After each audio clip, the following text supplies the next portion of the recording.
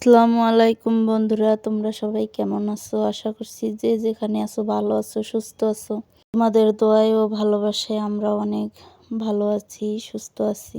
তো আবারও নতুন আরেকটি ব্লগ ভিডিও নিয়ে তোমাদের কাছে চলে আসলাম। আমার এই ভিডিওটা তোমরা যে যেখান থেকে দেখতেছো সবাইকে অসংখ্য ধন্যবাদ। আমার এই ভিডিওগুলো যদি তোমাদের ভালো লাগে প্লিজ তোমরা লাইক, কমেন্ট, শেয়ার করে দিও।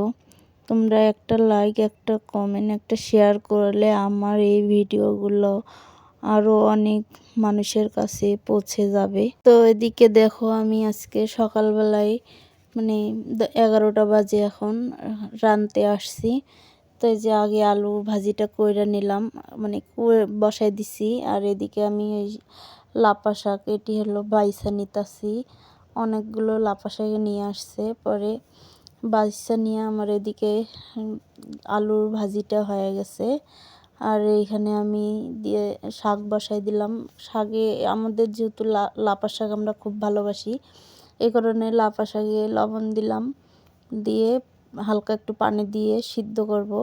কারণ আমরা তো লাপা শাকের ঝোল ঝোল ঝোল রাখবো একটু।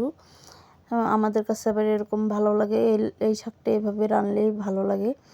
তো এই যে আমি এখানে পানি দিয়ে দিচ্ছি, লবণ দিয়ে দিচ্ছি, দিয়ে এখন এটা আমি সিদ্ধ করে নিব। হয়তো এই শাকটা তোমরা অনেকে দেখছো, অনেকে দেখো নাই, কিন্তু আমাদের দিনাজপুর এলাকায়, রংপুর দিনাজপুরের দিকে আমাদের এই শাকটা অ্যাভেলেবেল খাওয়া, বেশি বেশি করে খায় সবাই। এই শীতকালে আবার এই শাকটা পাওয়া যায়, যেহেতু এক সিজনে এই শাক হয়। তো আমি দেখো ওখানে রসুন দিয়ে তেলানি দিয়ে নিলাম শাকটা। তাতে দেখো হলো শাকে ঝোল ঝোল। তো আর একটু ঝোলটা কমাইয়া নামাই নেব। আমার শাকটা প্রায় হয়ে আসছে। এখন তো তোমাদের ভাইয়া লাঞ্চে খাইতে আসবে।